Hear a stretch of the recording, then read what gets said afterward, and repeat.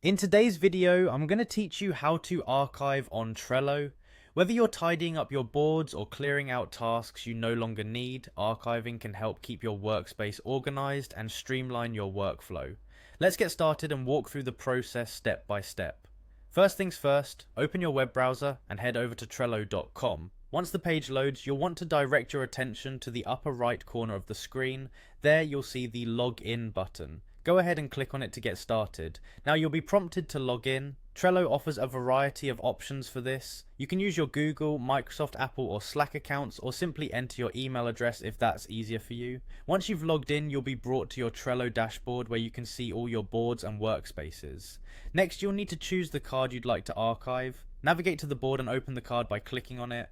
This opens up the card details, displaying everything tied to that particular task. In the top right corner of the card, you'll notice a button marked by 3 dots, often referred to as More Options. Click on this button. A drop-down menu will appear with various options.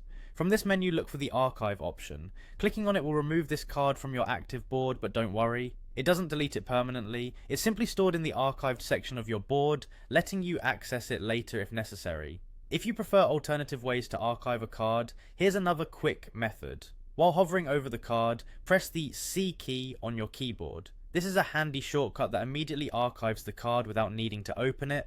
Another way is through the pencil icon. Hover over the card, click the pencil icon that appears, and then select Archive from the menu that pops up. And there you have it, a simple and efficient way to tidy up your Trello board by archiving cards. Whether you're archiving completed tasks or just trying to declutter your workspace, making use of this feature can greatly enhance your productivity and ensure your boards remain focused and organized. Remember, the archived cards are always accessible whenever you need to refer to them. Simply head to the board menu where you can view archived items.